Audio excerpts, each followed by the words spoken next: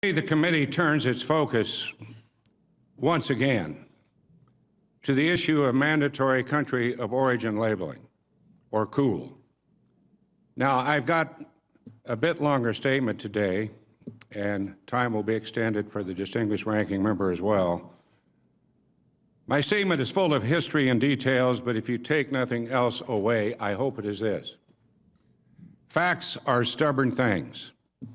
And whether you support COOL or oppose COOL, the fact is retaliation is coming, and this committee has to fix it. This committee has a long history with COOL, a history that now spans 3 decades. Discussions began in the mid to late 90s. Then in the 2002 Farm Bill, legislative language first appeared. Over the course of the next several years, the Department of Agriculture attempted to issue regulations implementing the program. After the department experienced some difficulty, Congress continually moved the COOL implementation deadlines to allow the department more time. Now, with the passage of the 2008 Farm Bill, the Department of Agriculture received more direction from Congress on how to implement mandatory COOL, and in the late year of 2008, the department proposed an interim rule. However, they later withdrew that rule due to criticism from proponents that the regulation was too weak. And it wasn't until 2009 that the mandatory COOL program, as we know it, was born. That's when we began to see mandatory labels appearing on meat that read products of the U.S. or product of the U.S. and Canada, for example. But that's not the end of the debate. Almost immediately upon implementation of the mandatory regulations, Canada and Mexico filed suit with the WTO, the World Trade Organization. They claimed that the COOL requirements were causing the U.S. beef and pork sectors to discriminate against Canadian and Mexican origin livestock. In 2011, the WTO ruled in favor of Canada and Mexico, finding that the U.S. requirements were in violation of the WTO commitments by treating the Canadian and Mexican livestock less favorably than U.S. livestock. To use a baseball analogy, that was strike one. Later that year, the U.S. appealed the ruling, but in 2012, the WTO affirmed that the United States was in violation. Strike two. Then the USDA went back to the drawing board to create a new set of regulations to implement mandatory COOL, and in May 2013, they put forth a recommendation that in the eyes of the WTO were much worse and much more trade restrictive by requiring labeling of meat based on where the animal was born, raised, and slaughtered.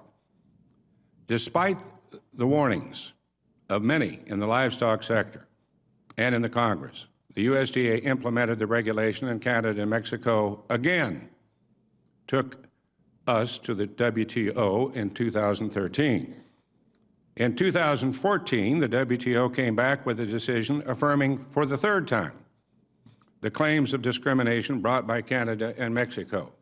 Of course, the U.S. appealed that WTO ruling, but on May 18 of this year, the fourth and final ruling of the WTO compliance, the panel of the WTO compliance panel, affirmed that the U.S. attempts to fix mandatory COOL fell short.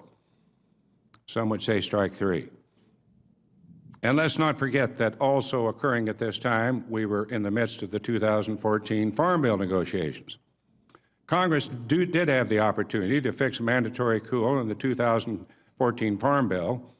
However, some stakeholders wanted to wait out the WTO process. My colleagues, that process has played out. There's no more time to wait. I share this history so all can understand that the Congress, the impacted industries, and the regulators at the Department of Agriculture have put in endless efforts over the past 3 decades to make mandatory COOL viable. However, that objective has not been reached and has cost the U.S. billions of dollars. Looking at my home state alone, A Kansas State University review of the current mandatory coal regulations found that compliance has already cost Kansas $500 million. Despite the best of intentions of coal supporters, the USDA estimated that mandatory coal has cost the U.S. beef, pork, and chicken sectors approximately $1.8 billion.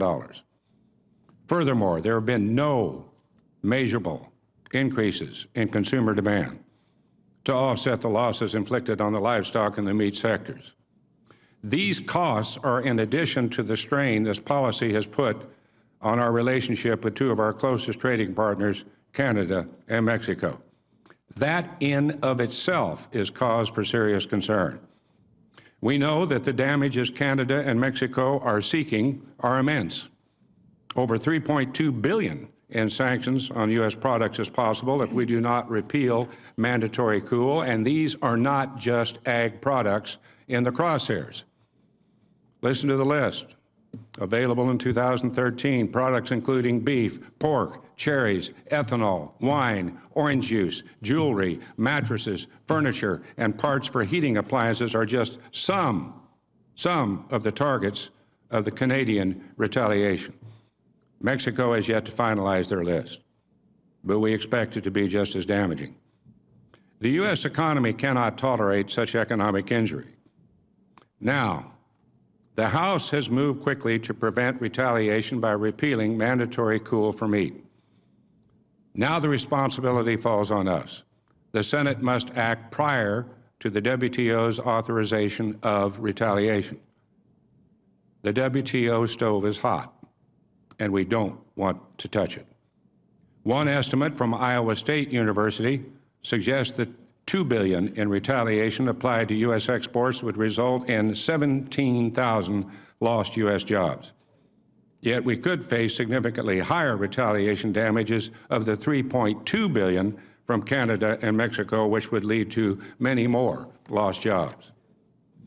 Canada has made repeated statements that they intend to proceed with retaliation should the U.S. Congress fail to repeal coal. Just yesterday, the Canadian Minister of Agriculture sent a letter to members of this committee stating, and I quote, "For Canada, legislative repeal of coal is the only approach that will achieve this end." Another letter was sent on Tuesday by the Mexican Secretary of the Economy stating this, quote, "Retaliation is imminent and inevitable unless and until the U.S. takes action to repeal the underlying coal statute." I ask unanimous consent to include both of these letters in the record. Without objection, it is so ordered. I want to emphasize, I really want to emphasize, I understand completely the concerns of some members of this committee. I have encouraged alternatives to be brought forth, or especially by our distinguished ranking member and other members of this committee. But as chairman of this committee, I must emphasize to my colleagues in all of agriculture that retaliation is fast approaching, and the responsibility sits squarely on our shoulders to avoid it. It is important to realize that regardless of what farm groups, the Department of Agriculture, or the USTR says, or regardless of what action Congress may take, regardless of what any member of this committee may say, Canada and Mexico, only Canada and Mexico have the ability to halt retaliation. So this takes me back to the beginning of my statement. It doesn't matter if you're pro-coal, and many are, or anti-coal, and many are. You cannot ignore the fact that retaliation is imminent and we must avoid it. Repeal of mandatory coal is the surest way to protect the U.S. economy. The witnesses we will hear from today represent different perspectives in the agriculture and food production chain, all of whom stand to suffer immensely should retaliation go into effect. I want to thank each witness for providing testimony before the committee on such an important issue. And as you can imagine, there are a number of folks, quite a few, who would have liked to have testified today. Simply put, that was not possible. So as a consequence, I ask for unanimous consent to include in the record testimony and letters submitted by the companies, trade associations, and coalitions listed on the handout, including your materials. all of whom urge repeal of COOL to avoid retaliation.